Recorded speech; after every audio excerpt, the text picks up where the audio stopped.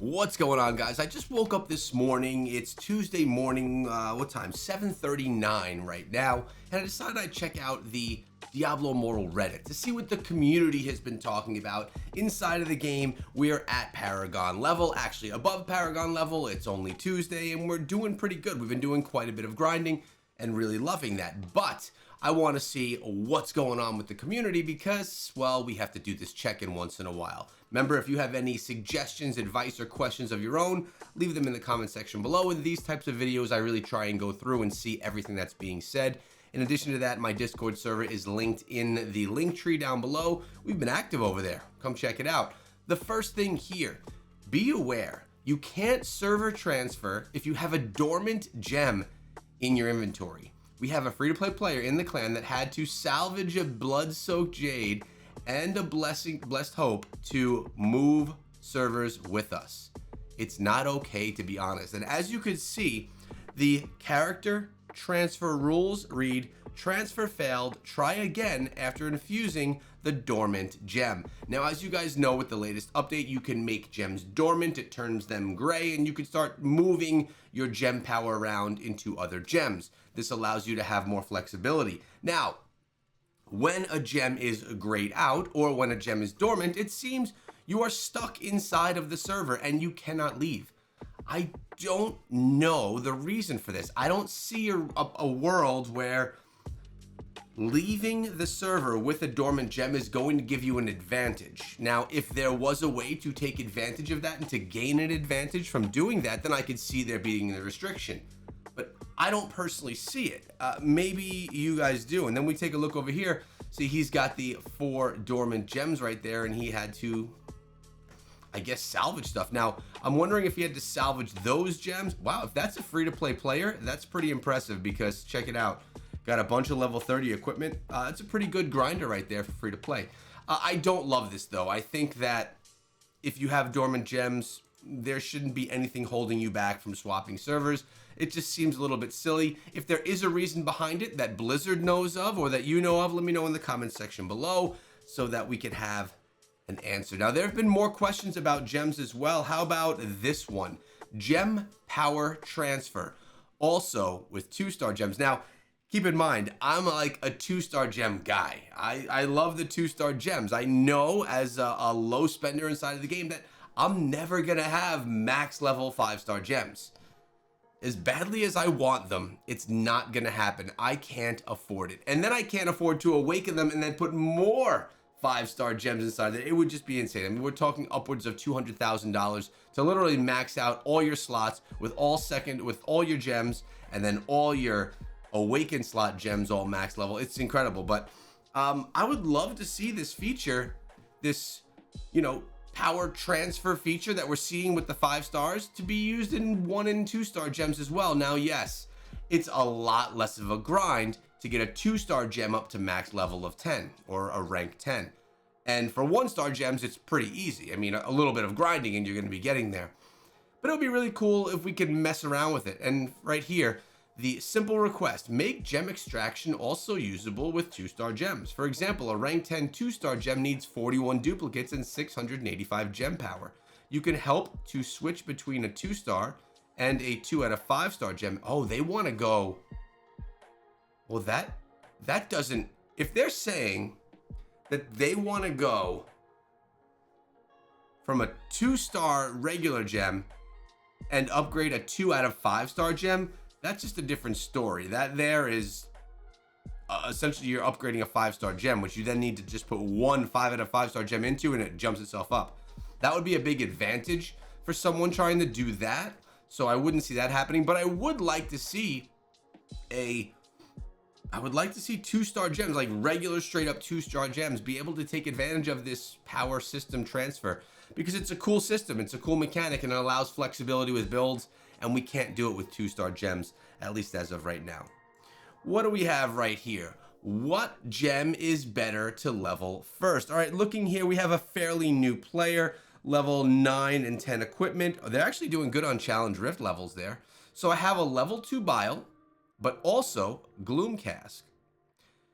Almost enough Telluric Pearls to make another of either, which ends up being best for the monk. All right. First of all, these are two of my three favorite 5-star gems, the Seeping Bile and the Gloom Cask, and I also like the Blood-Soaked Jade. These two, though, are probably my two favorites even over the Blood-Soaked Jade at this point in time because the BSJ just gives you more damage. They're looking to go with their monk. First things first, I think either one could be extremely beneficial. Maybe Gloomcast because it's going to surround you in the gloom, and when you're playing the monk, you're very up close and personal. I do like both, though. I don't think you can go wrong with your choice. But this user, Rook 1923, says they just got themselves a Telluric Pearl or 40 Telluric Pearls so they can make another. It's worth realizing and noting that there aren't enough Telluric Pearls in this game to eventually get those gems, to 6, 7, 8, 9, and 10 stars, or rank 8, 7, 6, and so on. You could tell it's not even 8 o'clock in the morning, by the way I'm speaking here. So I think either one, Gloomcask or Bile. I'm personally running Bile myself. So if you want to go with what I like, it's Bile. I use that for my Barbarian. I actually use it for all of my classes. The one class I haven't played would be the Monk, but Bile is great and it has been for a long time.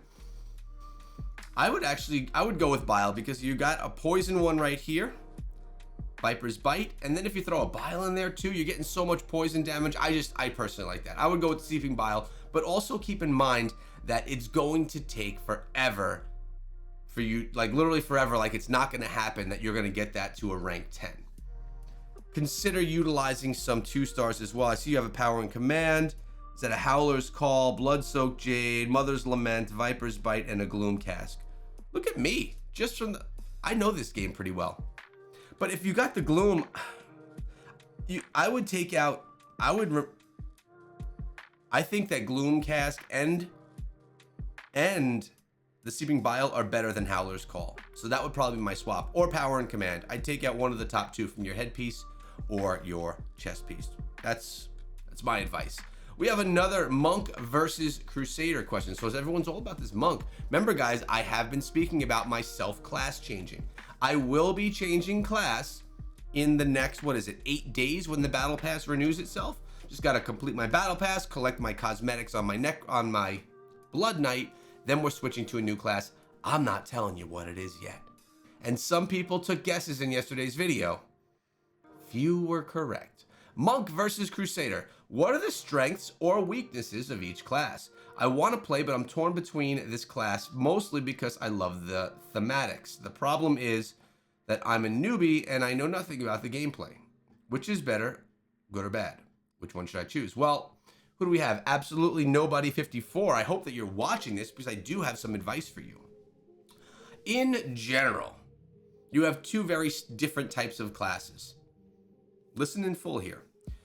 Your Crusader is going to be one that could very much so benefit your team. Kind of like, and this is a stretch here, but kind of like a healer inside of a game. Now, the Crusader does not heal, but it does give beneficial effects and makes your teammates stronger when they're within your aura if you're utilizing certain skills. The Crusader is also probably one of the best looking classes inside of the game. If you want something big that really shows off cosmetics, it is a fast class, being that you could just jump on top of the horse, and it's an extremely tanky class. So you could get up in there, do a lot of damage, and be able to absorb a lot of that damage as well. I like the Crusader. Now, the Monk, definitely not as tanky, a smaller character. I like to call the Monk the acrobat of Diablo Immortal. He's going to be doing a bunch of different moves that are going to make him bounce all over the place. If you're looking for something that you could just really pay attention to your gameplay and really work the mechanic and kind of be very in tune with what you're doing, the Monk is great. A lot of movement goes on there, and there's probably a lot more user engagement with the class, meaning you're going to have to pay more attention. But if you want to do something that's a little bit, for a lack of a better word, easier, I guess, you could just go and spam your Crusader and do a ton of damage. Even when farming and stuff, if you're not interested in PvP, Sure, the monk is not going to be a killer in PvP. The Crusader probably, it'll do okay, probably a little bit better in PvP. If you're a new player and you're still learning the game, I think Crusader is a safer choice. Monk, maybe take a little bit more of an advanced person. Now, with this being said, we have the class change mechanic in the game. You literally can change classes every day in the game if you want to. If you're a brand new player and you like a certain type of class, try them out and see which one you like best and then play the one that you like. For me personally, I like all different ones, but if you, let's say you like something that's melee, up close and personal battle, you would basically be able to choose between, I guess, the monk, the barbarian, the crusader. If you like something at range, you'd be going with the wizard, the demon hunter, maybe even consider the blood knight. Or and if you want something that just spams a heck of a lot of dead stuff, you're going to be looking at the necromancer. But take advantage of the class change system. It's free. You can do it every day. And all the power that you have in the one class that you've created, you then take over to the new class that you swap to. It's a really great mechanic that's super smooth, easy to use. And especially for someone in this case, if you're someone new and really not sure, try them both out and go from there. Does combat rating matter in Battlegrounds? I thought combat rating is not important for PvP in Battlegrounds. I focused on equipping gears with critical hit chance increasing with lower combat rating. But since stats are reduced to 33% in PvP, I tried gears with higher combat rating, and I had the impression I was a little bit more competitive. So does combat rating matter in PvP? They're free to play with 1400 resonance. To be honest with you, I'm very similar in resonance, and I'm a low spender. And yes, combat rating does matter inside of PvP. It's more of a mechanic for PvE, open world, allowing you to go from one hell or inferno difficulty to the next.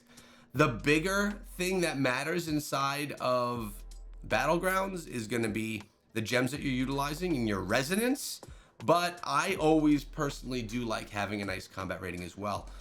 The one instance where I would say you want to go with a piece that has less combat rating is if you're putting together a build that is just like impossible to kill. Something that's shielded, something that has a lot of resistance, something that is not going to be able to be taken down. Keep in mind, you're not going to be a player that's doing kills or doing damage in that sense either. You're going to be more of a support character.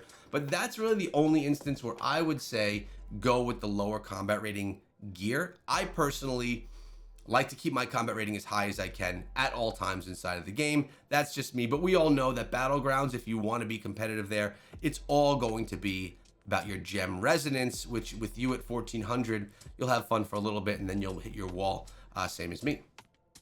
And bounties, the last suggestion. Can we please get access to more bounties? 12 bounties a day would help new players level after hitting 43, and it typically slows down. Bounties are also a great go-to for returning players for the experience and legendaries. I think it would be a great if either amount of bounties would be increased daily or they switch to a weekly based system. All right, I disagree here. I think that 8 bounties a day is perfectly fine.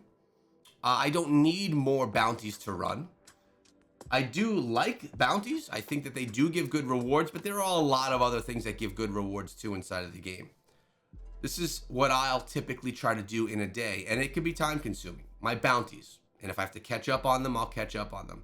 Running the gauntlet. I'll do a challenge rift. I'll do an elder rift. I'll try and get 30 monstrous essence for those 120 battle points. I run at least my three dungeons for the day so I can get that free piece of secondary gear. And I'll try and find a bunch of hidden lairs so I can get as many of the unbound gems as I can so I can sell them for platinum on the market. I could also run a Cursed Towers. I can do whatever the event is inside of the game. Right now, it's Trial of the Horde, so I could run a few rounds of that. And then I could just get together, open world farm with people, do Heliquary or any other events that are inside of the game. Or even dive into Battlegrounds and do some PvP. Now, that's not what I choose to do, but many people could. With everything that I just mentioned, we're talking about a couple of hours of gameplay.